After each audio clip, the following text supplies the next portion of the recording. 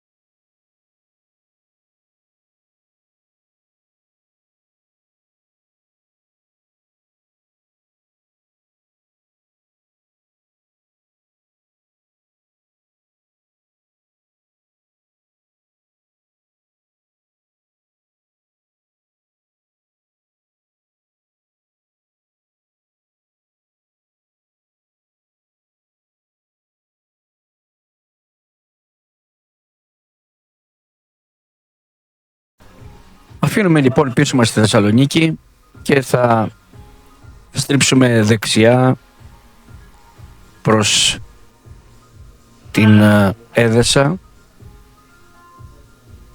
Ο δρόμος είναι άνετος, ανοιχτός, χωράφια δεξιά και αριστερά, ο κάμπος απλώνεται, ο ουρανός χαμηλώνει και αρχίζει να μυρίζει χώμα και υγρασία. Κατευθυνόμαστε λοιπόν προς την Πέλα, την πρωτεύουσα των Μακεδόνων. Η Πέλα αντικατέστησε τις Αιγές, τη Βεργίνα, ως πρωτεύουσα στα τέλη του 5ου αιώνα π.Χ. και εξελίχθηκε στο σημαντικότερο πολιτικό και πολιτιστικό κέντρο της Ελλάδος εκείνης της εποχής. Αν κάποιος περάσει από την Πέλα, αξίζει να επισκεφθεί το χτισμένο αρχαιολογικό χώρο, τα ψηφιδωτά δάπεδα, να δει τα χρυσά κοσμήματα και αντικείμενα της καθημερινής ζωής των αρχαίων Μακεδόνων. Μπορείτε να περιηγηθείτε στην αρχαία αγορά, είναι η μεγαλύτερη του αρχαίου κόσμου, στα ιδιωτικά σπίτια με τις περίστελες αυλές, και στο ανάκτορο που δεσπόζει στο λόφο. Το μουσείο λειτουργεί 8.30 με 3.30, είναι κλειστά μόνο τις Τρίτες, αλλά το καλοκαίρι το ωράριο συχνά παρατείνεται ως τις 8 ώρα το βράδυ. Θα κάνουμε περίπου 35 χιλιόμετρα μέχρι να φτάσουμε μέσω της Εθνικής Οδού Θεσσαλονίκης Εδέσης στην Μπέλα. Και μετά η αμέσως μεγαλύτερη πόλη, τα Γιαννιτσά, που βρίσκονται στο κέντρο της Μακεδονίας, σε υψόμετρο 40 μέτρα, ανάμεσα στο Όρος Πάικο και στον κάμπο των Γιαννιτσών. Η πόλη έχει πλούσια ιστορία, καθώς ιδρύθηκε στα τέλη του 14ου αιώνα από τον Γαζί Ευρενό, αν και υπήρχε προηγούμενος οικισμός με το όνομα Βαρδάριον. Σημαντικό ρόλο έπαιξε κατά τη διάρκεια του Μακεδονικού Αγώνα, ενώ η μάχη των Γιαννιτσών το 1912 ήταν καθοριστική για την απελευθέρωση της περιοχής κατά τους Βαλκανικούς πολέμους.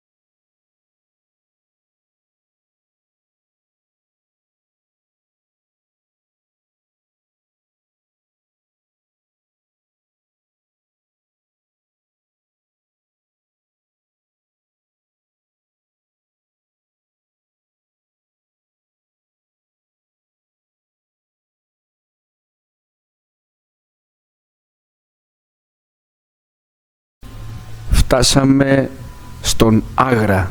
Ο Άγρας είναι ένα χωριό της Πέλας, γνωστό κυρίως για το ομώνυμο υδροβιότοπο και τον υδροηλεκτρικό σταθμό της ΔΕΗ και βρίσκεται σε απόσταση περίπου 6 χιλιόμετρα δυτικά της Έδεσας.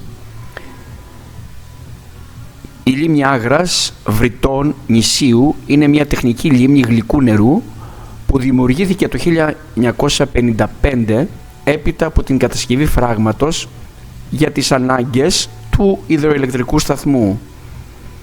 Από τότε εξελίχθηκε σε έναν από τους ομορφότερους και σημαντικότερους υδροβιότοπους της Βόρειας Ελλάδος. Έχει έκταση 6.000 στρέμματα και περιλαμβάνει κανάλια, πηγές και καλαμιώνες. Στην περιοχή έχουν καταγραφεί πάνω από 140 είδη πουλιών, μερικά σπάνια, ενώ φιλοξενεί επίσης ποταμαχέλωνες, δεντροβάτραχους και ένα ιδανικό μέρος για παρατήρηση πουλιών και πεζοπορία. Το χωριό πήρε το όνομά του από τον γνωστό Μακεδονομάχο Τέλο Άγρα, του οποίου η ιστορία αποθανατίστηκε από την Πινελόπη Δέλτα. Εδώ βλέπετε μερικά πλάνα από drones στα κανάλια της τεχνικής λίμνης Άγρα.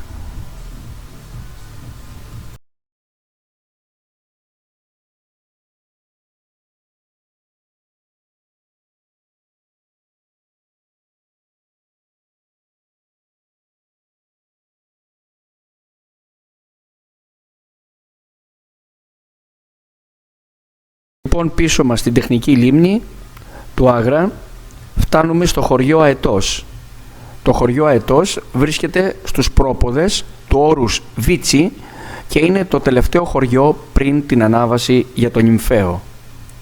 Η διαδρομή μεταξύ των δύο χωριών Αετού και Νυμφαίου είναι περίπου 10 χιλιόμετρα και η διαδρομή με αυτοκίνητο διαρκεί 15 με 20 λεπτά μέσω μιας ανηφορικής με πολλές στροφές προς τον Νυμφαίο. Για τους λάτρεις της πεζοπορίας υπάρχει το μονοπάτι Νυμφαίο Αετός Trail, καθώς και πιο απαιτητικές διαδρομές που περνούν από το Δερβένι και το Βίτσι. Ανεβαίνουμε λοιπόν. Το τοπίο είναι φανταστικό. Όσο ανεβαίνουμε, το δάσος οξιάς πυκνώνει και ο αέρας γίνεται πιο καθαρός. Το Νυμφαίο βρίσκεται στα 1350 μέτρα και αποκαλύπτεται σε ένα πέτρινο όνειρο κρυμμένο μες στην ομίχλη ή το λευκό του χιονιού ανάλογα την εποχή που θα το επισκεφτείτε.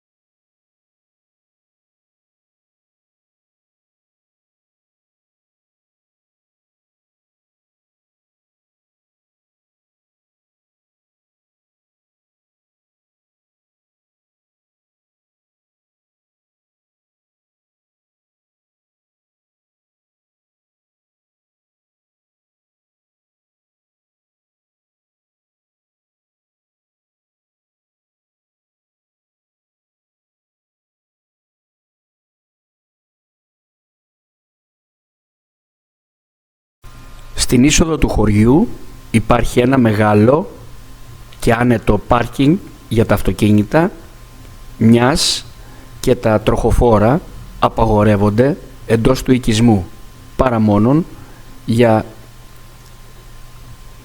περιπτώσεις ανάγκης.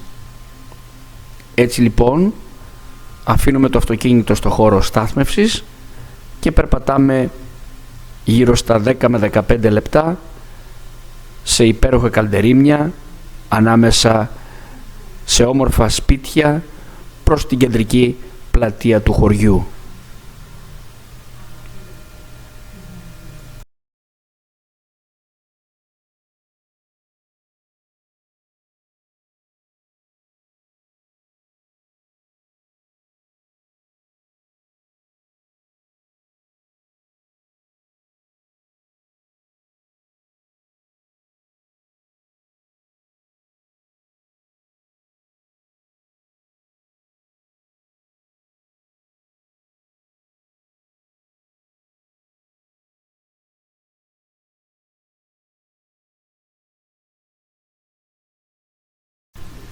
Τελειώνοντας, βλέπουμε με πλάνα από τον drone το χωριό από ψηλά, ένα πραγματικά όμορφο χωριό που αξίζει να το επισκεφτείτε.